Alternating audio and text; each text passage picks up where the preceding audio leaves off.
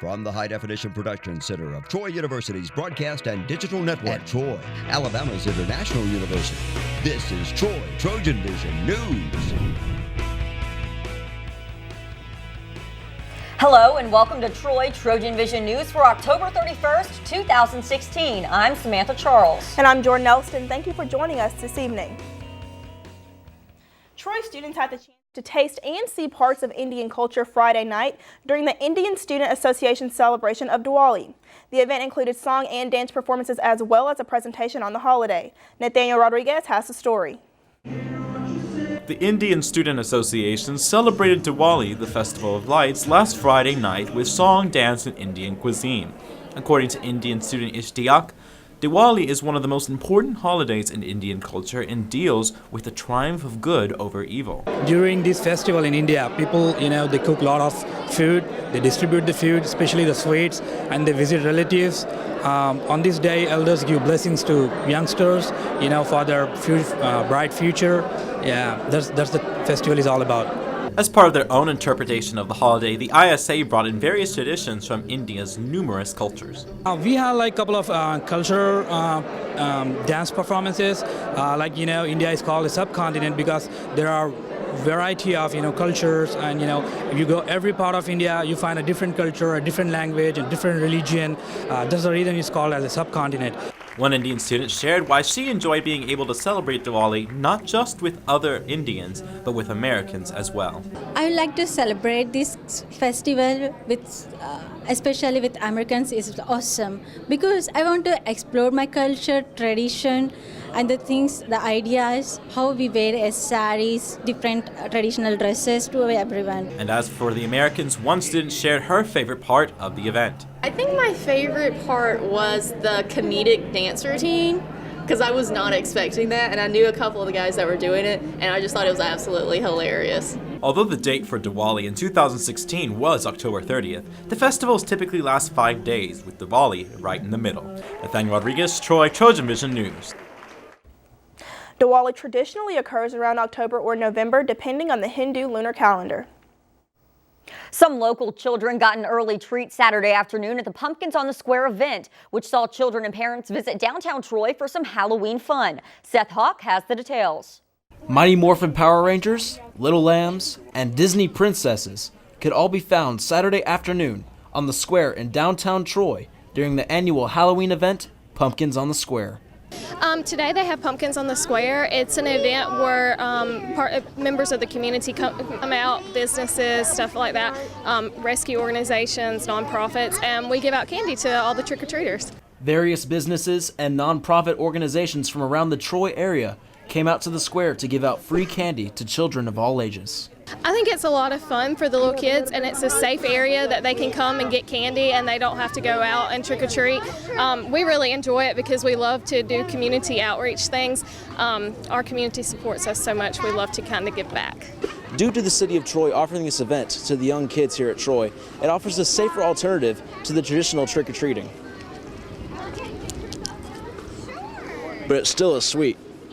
In the city of Troy, I would hope to think that trick-or-treating is pretty safe either way, but of course there's always people out there, so I'm sure that a lot more of parents feel more comfortable here than they do going to other people's houses. Whether you came as a superhero, a princess, or a video game character, there were definitely no tricks at this event, only treats. Seth Hawk, Troy, TrojanVision News. Once again, tonight is Halloween, so remember to be aware of those little ghosts and goblins on the streets trick-or-treating. Firefighters from across the country and around the world were in action in Montgomery over the weekend. But they weren't fighting fires. As a matter of fact, they were battling each other. Ryan Renfro has more from our Montgomery News Bureau. Jack of White, 66 years old. When they aren't fighting fires, you may find them competing in the Scotch Firefighter Combat Challenge. This is our 6th overall event that we've hosted right here downtown Montgomery. Fire Chief Jonathan Stewart is a co-partner in managing the weekend competition, a challenge aimed at promoting firefighter fitness and displaying firefighting challenges to the public. We're just trying to bring out a lot of family-friendly fun out to the River Region area, downtown Montgomery. And as for the families, the smaller firefighters also suited up for action. And and put their skills to the test. They have a lot of fun. They pulling a dummy, shooting some water, going through the obstacle course, just having a good time. Right now, I'm standing underneath the drill tower, and if you look up, you'll see firefighters from all over the world racing up in this year's competition, a competition that ESPN says is the toughest 2 minutes in all of sports. 2 firemen traveling from across the country to compete in the challenge share the similarities between this competition and the challenges of fighting fire.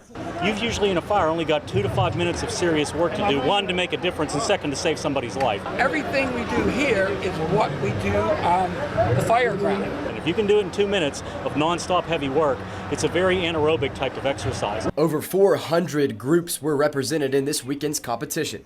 Ryan Renfro, Troy, TrojanVision News. Countries represented in the competition include Canada, Germany, France, and many more. In the individuals competition, Montgomery fireman Jake Lanier finished 5th out of all competitors. Now, the latest in Trojan sports on Troy TrojanVision News. Welcome back, and thank you for sticking around to hear the latest from Troy Athletics. The volleyball team fought hard Friday night on their way to a 5-set win Friday night in Trojan Arena against Appalachian State. Excuse me there. I got some numbers mixed up, but we're good. Notching their 2nd conference win of the season. However, the Trojans couldn't pull it out on senior night Saturday as the Trojans fell to Coastal Carolina in 3 sets. The Trojans lost by scores of 15-25, 13-25, and 15-25. Got those numbers right. But the Trojans fell behind early on 12-4 in the first set and could never take on the lead from Coastal. The Trojans only managed to tie the Chanticleers twice, which came in the 3rd set before Coastal went on a 10-2 run that would eventually end the game. Fitting that on senior night, senior Simone Shaw led the Trojans in kills with 9. Fellow senior Sarah Landis recorded her 500th career kill, and senior Leah Causey had 2 kills to go along with 3 blocks. Head coach Sonny Kirkpatrick was pleased with overall play of his team from the week. You know, I think we had a really good week.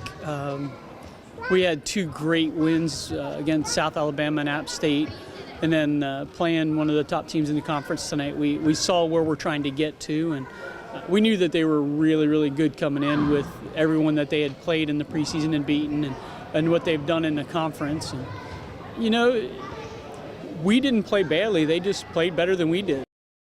Although the Trojans are done on the home turf, they have 4 games remaining, including 2 this weekend against the Louisiana teams. The Trojans will take on Louisiana Lafayette Friday night at 6:30 p.m. The Sun Belt Conference cross-country championships were held this weekend in Trojan territory. Sean Kent gives us a look at how the Trojan team did on its home course. As the teams head back to their respective universities, Troy has just hosted the 2016 Sun Belt Cross Country Championships here in Dothan. The men's team finished 8th, while the women finished 10th. Coach Elliott Blount gives his thoughts on the meet. Women actually performed the best they have on this course all season, so regardless the results didn't show, you know, we took a step back, 2 steps back in the results, you know, from 8th to 10th this year. The conference is getting better. We have to get better. The women's side was led by senior Samantha Smith, who placed 26th with a time of 19:34, while the men were led by sophomore Bradley Dixon, as he came in 28th place with a time of 26:24. We didn't have our best race, you know. It's a little disappointing, you know, when you come out here and you know what you're capable of and you just fall just a little bit short, you know.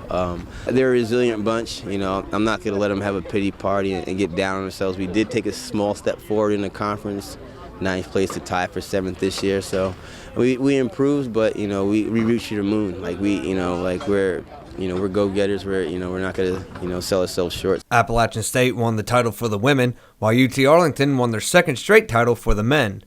Sean Kent, Troy, TrojanVision Sports.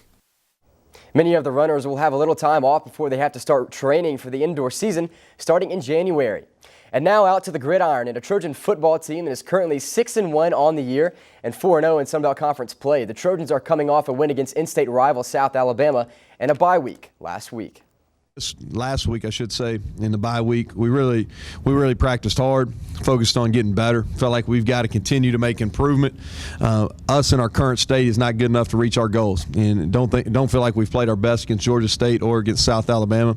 So we practiced hard and felt like we made some good strides. And like I said, we've got to continue to get better. Will look to improve on their 6-1 record this weekend when they take the field at Veterans Memorial Stadium against UMass on Saturday at 2:30. And the Troy women's basketball team is gearing up to take the court tomorrow night in an exhibition matchup against Uninnisal. Head coach Chandler Rigby and her Trojans are coming off an impressive season last year that ended in Sun Belt Conference Championship. And now the Trojans head into this season with the same championship mentality. We don't want to just get to the tournament and win it. We want to have the championship won outright before we get to the tournament. We want to get to the NCAA tournament again, though, and not just be there, but win there. We've always said we want to put Troy on a national stage in women's basketball. So in order to do that, it's not okay just to get back to the NCAA tournament. We want to get there and win and make some noise. And when people hear Troy University, we want them to think women's basketball. Tomorrow night's exhibition game against Uninnisal will tip off at 6 o'clock in Trojan Arena.